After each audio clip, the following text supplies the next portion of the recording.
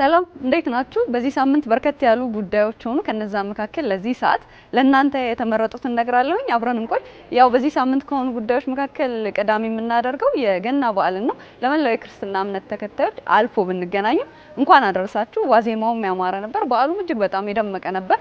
መዲናችን በአእላፋት ዝማሬ በመመን ደምቃ ያሳለፈችበት ሳምንት ነበር። ፋና ቴሌቪዥንም ለእናንተ ለተመልካቾች በቀጥታ ስርጭት የነበረውን ሁነት ሲያስተላልፍ ነበረ። ሌሎች በርከት ያሉ ጉዳዮችም ሆኗል። ከነዛ መካከል ለዚህ ሰዓት ለእናንተ የመረጥናቸውን እነግራለሁ። አብረን እንቆይ።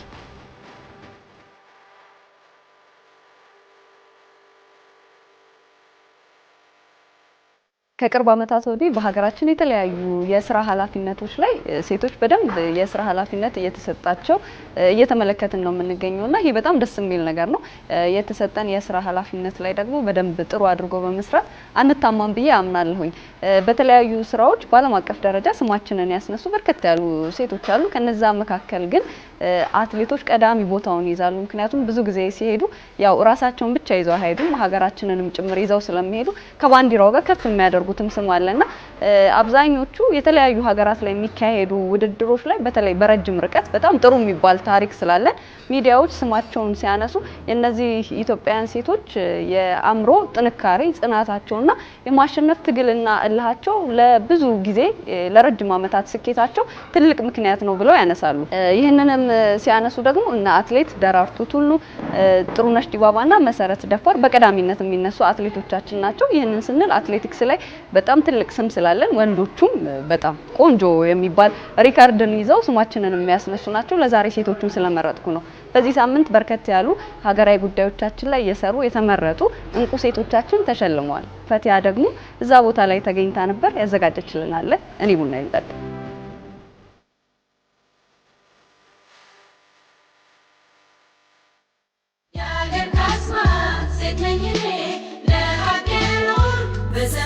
ጀግንና ሚስጥር የጠራ ራዕይዋን ተገንዝበው ለትውልድና ለሀገር የላቀና የሚታይ አስተዋጽኦ ያበረከቱ ተምሳሌት የሆኑ ሴቶች በየቤቱ ይፈልቃል።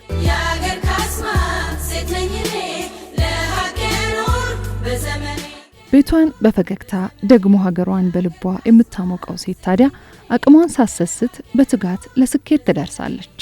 ታዲያ ላለፉት ዓመታት የሀገር መልክ የሆኑ ከ40 በላይ ሴቶችን የሸለመው እንቁ ሴት ንቁ ሴት የሽልማት መርሃ ግብር ዛሬም በተለያየ መስክ ላይ በመሰማራት ሀገራቸውን እያገለገሉ ያሉ በርካታ ባለራዕይ ሴቶችን ሸልሟል። የዘንድሮ ምን የተለየ ነገር ይዟል ስንል ጠይቀናል። የስምንተኛው በጣም የሚለየው እንቁ ሴት ባለራዕይ ሴት ማለት ነው። ራዕይ ማለት ምንድነው? አሻግሮ ማየት ነው። ሴት አሻግራ ታያለች። ምክንያቱም ትውልድ የምታስቀጥለው እሱ ነው። ከመውለድ ባሻገር ይባላል። ሴት ልጅ ስለምትወልድ ብቻ አይደለም ምናመሰግናት። ያ የሚወለደው ደግሞ የሚኮተኩተው ጥሩ እናት ይፈልጋል። እናት ነች የምትኮተኩተው። የሚሄድ አቅጣጫ የምታዚዝ ትውልድን ሴት ነች። ትውልድን አቅጣጫ አሳዘች ማለት ሀገር እንዳልኩሽ የሀገር መልክ የሴት መልክ ነው። በቃ የሀገር ካስማ ሴት ነኝ እኔ ለሀገር በዘመኔ። ደስ ይላል።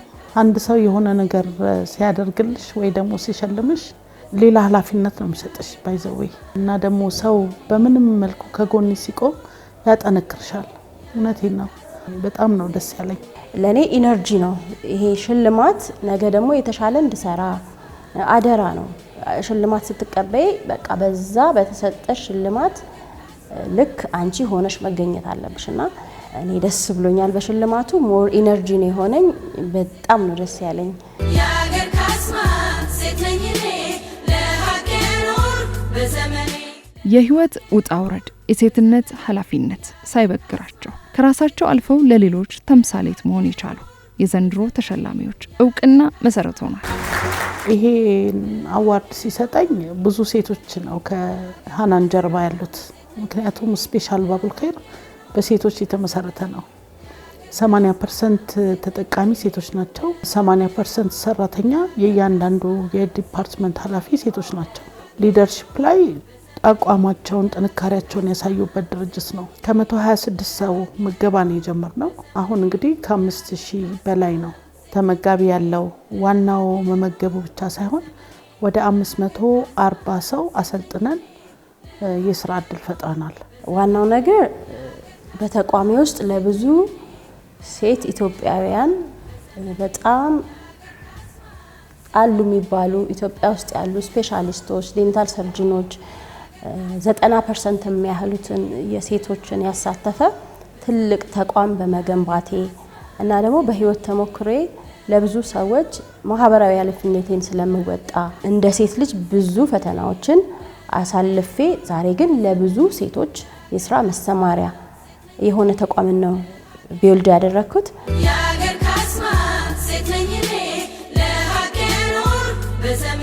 ሴት መሆን በጣም ረህመት ነው። ሴቶች ናቸው ሀገር የሚሰሩት ብዬ ነው የማስበው እኔ። ምክንያቱም ቤት ውስጥ ልጆችን የምታሳድጊበት ወይ በዛች መንገድ ነው ሀገርም የሚገነባው። ሴትነት ጀግንነት ነው ለኔ። በተለይ ኢትዮጵያዊ እናቶች በተለያየ በጦርነት በዩ በምን በዩ አባቶቻቸውን ያጡትን ልጆቻቸውን እንኳን አደባባይ አይለቋቸው ይዘው ለፍተው ጥረው ግረው እነሱ መስዋዕት ሆነው ልጆቻቸውን ያበቃሉ። የገጠር እናቶቻችን እኮ እነሱ ሳይማሩ እነሱ በእግራቸው እየሄዱ ልጆቻቸውን ትምህርት ቤት ይልካሉ። አርሰው ለልጆች መማሪያ ይልካሉ ወደ ከተማ። ስለዚህ የኢትዮጵያ እናቶች ጀግኖች ናቸው።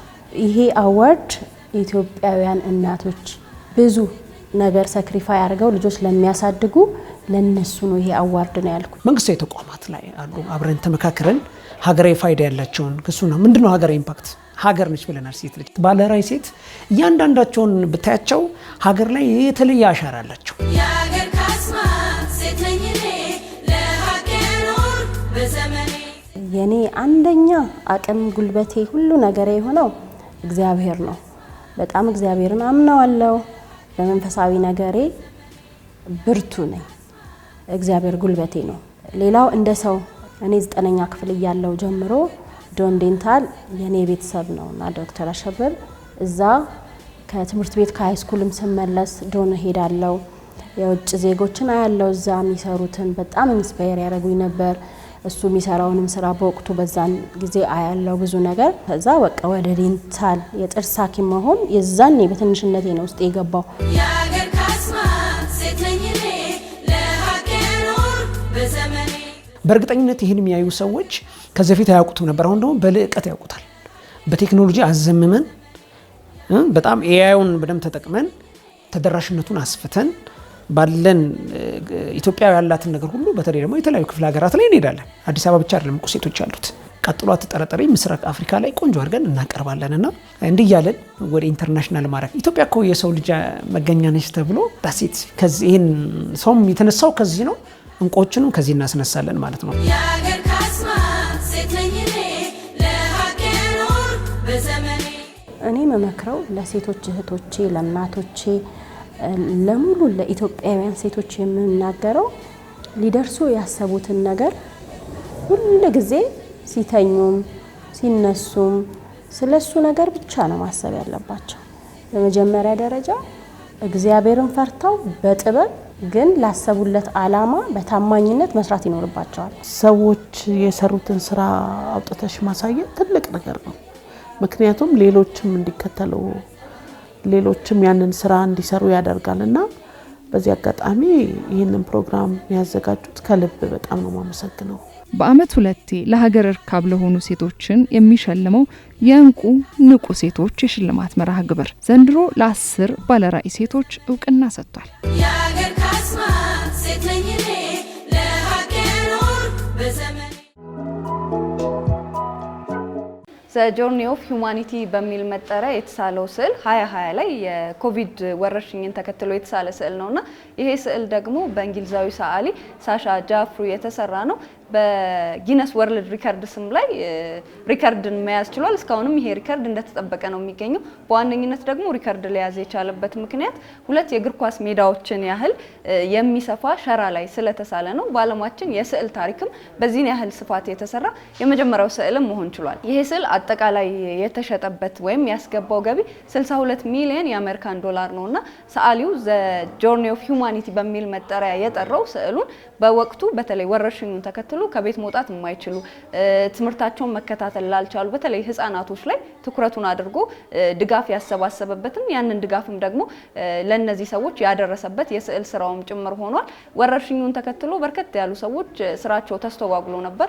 ግን ያንን ጊዜ ተጠቅሞ እሱ ለ7 ወር ያህል ቀንና ሌሊት በመጠቀም ይሄን ስዕል ስሎ ላሰበበት መልካም አላማ እንዲሁም ደግሞ ስሙን በዓለም ሪከርድ መዝገብ ላይ በስዕል ታሪክ ያኖረም ጎበዝ ሰዓሊ መሆን ችሏል። ይህን ካልኳችሁ ባልደረባችን ቤዛዊት አበበ ከሞትና ከናይክ የሚቀር የለም የሚል የስዕል ኤግዚቢሽን ላይ ተገኝታ ነበረ።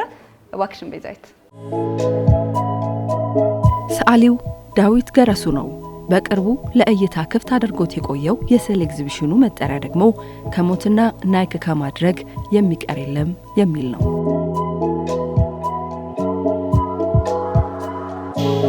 ከሞትና ናይክ ከማድረግ የሚቀር የለም ማለት እኔ በተረዳሁት ነገር አንዴ በህይወት ያለ ሰው ፈቅዶ አይወለድም። የሆነ ጊዜ ላይ ደግሞ የተወለደ ሰው መሞቱ አይቀርም። ምድር ላይ በምንኖርበት ጊዜ የትኛውም የዓለም ጥግ ላይ በየትኛውም የህይወት ደረጃ ምንም ነገር ሳይለይ ሳይመርጥ ይሄ ናይክ የሚለው ነገር አለ ማለት ነው። በጣም በቃ መንገድ ላይ ያሉ ልጆች ሊኖሩ ይችላሉ። እነሱ በሆነ መንገድ መጥቶ ያን ምልክት ላያቸው ላይ ተላብሰውት እናገኛለን ማለት ነው።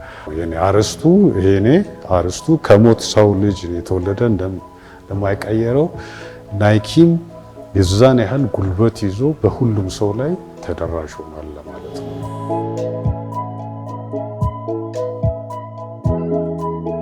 ናይኪ እንዴት ነው እንደ ምልክትነት ነው የወሰድኩት። አንድም ባህል የሚባል ነገር አለ፣ ሁለትም ማንነት የሚባል ነገር አለ። ከእንደገናም ደግሞ የኢኮኖሚ ሁኔታ አለ። ለምሳሌ አገር ውስጥ ፕሮዳክት አለ፣ የሚሰሩ ጫማዎች አሉ። ሰዎች አገር ውስጥ ጫማ ይሰራል፣ ግን እሱን ነገር ከማድረግ ይልቅ የሀገር ውስጡን ነገር ከማድረግ ይልቅ የውጭውን የማድረግ ኢንተረስት አለ። እዚህ ከውጭ የመጣ ነገር ትንሽ የስታተስ የምን ሁኔታዎች ስለሚኖሩ እነሱ ነገሮች ምንነታቸውን የመገንዘብ ጥያቄ ዲስከሽን የመፍጠር ሞቲቭ ነው የኔ። ሰዓሊው ርዕሱን ተንተርሶ ከ4 ዓመታት በላይ ብዙ ጥበባዊ ስራዎችን ሰርቷል። አሁን ላይ ለእይታ የቀረቡት ስራዎች ባህላዊና ዘመናዊ የስዕል ጥበቦችን ያጣመሩ ናቸው። የተሰሩበት መንገድ ማቴሪያል ሚዲየሙ የተለያየ ነው። ወረቀቶች አሉ፣ ካንቫስ ጨርቅ ላይ ትራዲሽናል ዘይት ቀለም ምናምን አለ። ከዛ ደግሞ እነዚህ የምናያቸው ነገሮች አሉ። የትራዲሽናል የሆኑ በዘይት ቀለም ካንቫስ ላይ የሚሰሩ ስዕሎች አሉ። ከዛ ውጭ ደግሞ ወረቀት ላይ በኢንክ በቀለም በእርሳስ የተሰሩ ትራዲሽናል ኮላጅ ምናምን አለ። በተፈጥሮ አፈር ይኖራል። ሁለተኛው መስታወት ነው። ሶስተኛው ሲሚንቶ ነው። አራተኛው የኮንስትራክሽን ቀለም ነው። እንደ አምስተኛ ደግሞ ኤሌመንት የተጠቀምኩበት ሚዲየም ማቴሪያል ጫማዎች ነው። ጎዳናዎች ለዳዊት የሀሳብ መፍለቂያዎች ናቸው። ከሞትና ናይክ ከማድረግ የሚቀር የለም ሲልም ናይክ ጫማ አድርገው መንገድ ላይ የተመለከታቸው ሰዎች ግብአቶቹ ናቸው። ጎዳና ላይ የሚታዩ ዘመንን ገላጭ ቀለሞች፣ እንቅስቃሴዎች፣ ሰዎች ሁሉ በዳዊት አይን ስዕል የሚሆኑ ናቸው። ለዚህኛው ኤግዚቢሽኑም እንደዛው እያንዳንዱም ደግሞ የራሱ ባህሪ ያለ። አሁን ይሄን አጠገባችን የምናየው የአበበ ቢቂላ ያልተስማማው ያልተመቸው ጫማ ነው እና እሱ አሁን ለኔ በጣም ምድር ላይ ካሉ ሰዎች በጣም ደስ ይለኛል። አበበ ቢቂላ የሚገርም ሰውዬ ነው እና በቃ አሁን የኛው ፔንቲንግ ስለሱ ሁኔታ ማለት ነው ስለ አበበ ቢቂላ ጫማ እና ያኛውን ደግሞ ብንወስደው ስለ ሉሲ ነው። ሉሲ አለች። ሉሲ ልክ አሁን በጣም ሉሲ ማለት ራሱ አስገራሚ ነው። በአማርኛ ድንቅነሽ ይሏታል በኢትዮጵያ ቋንቋ።